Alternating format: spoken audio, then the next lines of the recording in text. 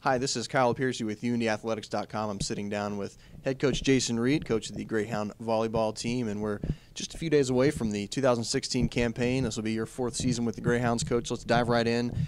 Speak a little bit about the preseason, the last couple weeks that you've had in camp. Finally seeing the team come together. You know, what have you seen? What have you been impressed with? And then what are some things you need to still work on? So the very first thing that we saw was that everyone came in shape, you know, for the most part, and so that was a real nice thing for our staff to be able to see and then be able to kind of get right into the volleyball stuff. And so, you know, if they come in out of shape, we got to spend more time doing some conditioning, and that means we lose time on the X's and O's, and we were able to do that right away. One of the things that's really kind of impressed us so far with the team is that it's been competitive. And we're deep, and so we've had some really good 6-on-6 type situations in practice, and you know, to kind of bounce it back a year, we had so many young girls, and we're still young roster-wise, but a lot of those girls that are maybe sophomores this year saw the court last year, so they knew what to expect. And hats off to our brand new kids, whether they're freshmen or transfers, they've acclimated well. Everything's kind of rolling, and right now we just need to play more. We need to be next to each other a little bit more and kind of get that relationship, that rapport, which only comes as we play more and more. And just a little bit about your leadership. I know you just recently named captains. You know, just looking at the roster, I know Becca Lira being this is her fourth year at the program, and Shelby, you know, as a transfer, still a senior on the roster. So, what of those two, and then maybe some of your other captains? I'll let you mention.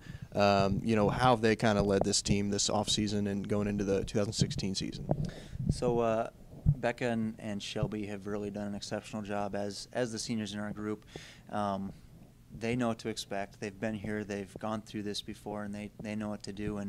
And culturally, you know, off the court as well, I think that's a real big piece of what Shelby brings, in addition to what she brings on the court. But she's really helped to make this thing become a family and make sure that our younger, newer players are feeling comfortable both on and off the court.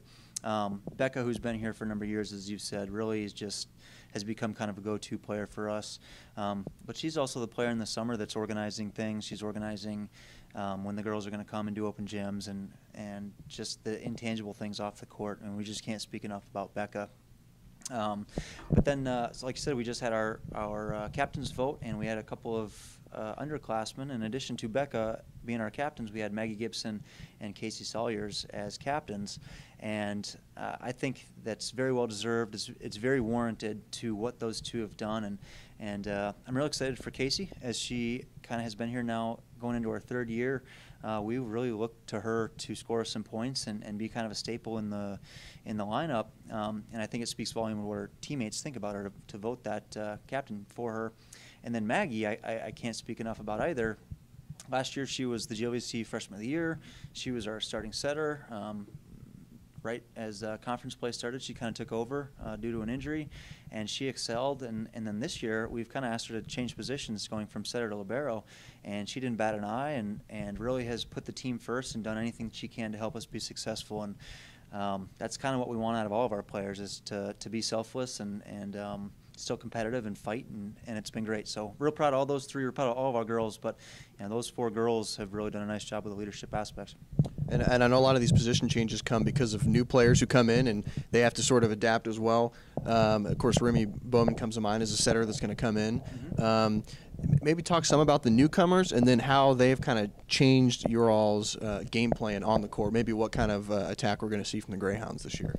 So in terms of our offense, the style won't necessarily change. We like to play fast. We like to try and get the ball out to the antennas pretty quickly and have our middles be in the air before the setter really gets the ball. So that part hasn't changed. We like to stay aggressive in service.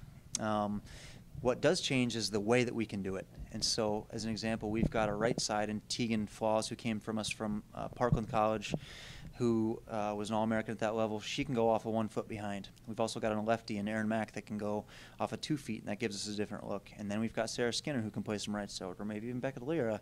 That gives us kind of a different look. And so those four girls are all competing for potentially that spot. And then you flip it over to the other side and the left side, and we've got a Casey Salyers and Becca Lira, who's there now, and Anna Farabach, who just came to us from Chittard. And they're all kind of duking it out for that left side position, and they're all good. And depending upon who we're playing, we might be able to change things up just a little bit, given what we're going to see on the other side of the net, or maybe we just want to give her a different look because it's going to be hard to defend. So we've got options. We're deep, and that's kind of a fun thing for me to play with. Dangerous thing probably for us coaches that tend to overthink it a little bit, but I think it's going to be a good year with the different personnel that we can put in there. Well, you're going to get a chance to see some of that personnel and a lot of that depth early on. Of course, one of your philosophies has kind of been to test the team early, and we're seeing that on the schedule again, going first to Golden, Colorado for that Ordigger Classic, and then coming back to do a second UND Invitational. This will be the second one in as many years. And a lot of, those are two stacked tournaments and invitationals. I know you might not worry as much about the wins and losses early on with these these early pre-conference invitationals. What do you hope to gain from these types of battles? Well, at the end of the day, as we all know, you got to win. So we look to have some success against some of these teams, and the plan is to hopefully play all these teams that are going to be regionally ranked or nationally ranked at the end of the year.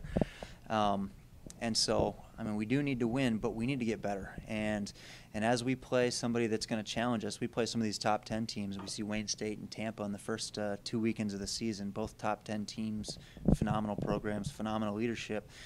They're going to expose some of our weaknesses in a way that maybe somebody that's a little weaker isn't going to. So I'd rather get exposed a little bit, have some new things, some new notes on things that we can work on as a group and as a team, rather than going into our conference play at 7-1, 8-0, thinking that we're hot soup, and maybe it's just a false sense of who we really are. So we need to really get better, get challenged, hopefully win some of these matches as well, which I think we will. But the takeaway is that we get better as a team. And of course, get the team stock rising, trending toward the end of the season, as we saw last year, making that run through the conference tournament. Coach, thanks for your time today. Good luck in the 2016 season. You can follow the UND Athletics, all of UND Athletics, including the UND volleyball team, on undathletics.com. Thanks for watching.